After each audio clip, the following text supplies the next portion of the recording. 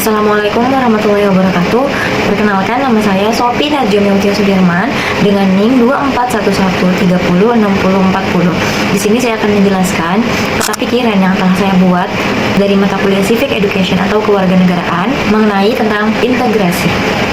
Pertanyaannya nomor 1, jelaskan makna dari integrasi nasional. Secara etimologi, integrasi terdiri dari dua kata, yaitu integrasi dan nasional. Istilah integrasi nasional dalam bahasa Inggrisnya adalah national integration.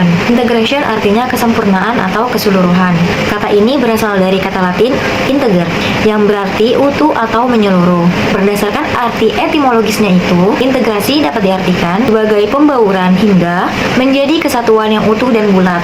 Nation artinya bangsa sebagai bentuk persekutuan dari orang-orang yang berbeda latar belakangnya, berada dalam suatu wilayah dan di bawah satu kekuasaan politik. Soal yang kedua, jelaskan jenis-jenis dari integrasi politik menurut Weyran Wiener. Pertama adalah integrasi bangsa, yang kedua adalah integrasi wilayah, yang ketiga adalah integrasi nilai, yang keempat adalah integrasi elit atau massa, dan yang terakhir integrasi tingkah laku atau perilaku integratif. Soal yang ketiga, jelaskan jenis-jenis integrasi nasional menurut Suroyo tahun 2002.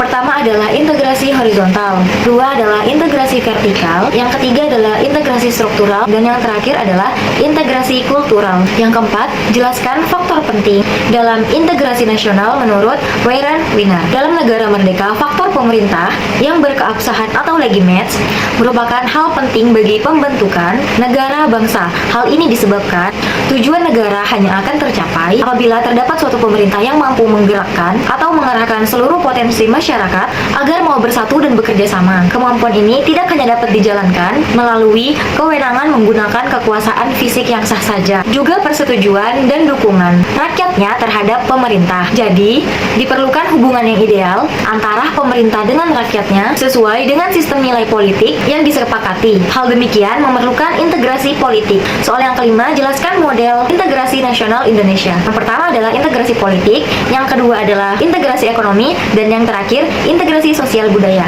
Yang keenam, jelaskan faktor-faktor yang menyebabkan masyarakat dapat berintegrasi menurut Sunyoto Usman pada tahun 1998. Yang pertama, masyarakat dapat menemukan dan mensepakati nilai-nilai fundamental yang dapat dijadikan rujukan bersama. Yang kedua, masyarakat terhimpun dalam unit sosial sekaligus memiliki cross-cutting affiliation sehingga menghasilkan cross-cutting loyalty. Dan yang ketiga, apabila masyarakat saling bertergantungan, saling membutuhkan, saling kerjasama dalam bidang ekonomi, maka mereka akan bersatu. Terakhir, nomor 7, berikan contoh mutakhir tantangan dalam membangun integritas nasional yang terjadi di Indonesia. Pertama, politik identitas dan primordialisme. Yang kedua adalah kesenjangan ekonomi. Ketiga, disinformasi dan ujaran kebencian. Keempat, radikalisme dan intoleransi. Yang kelima, ketimpangan sosial ekonomi. Terakhir, kurangnya pemahaman lintas budaya. Sekian penjelasan dari saya, kurang lebihnya mohon dimaafkan.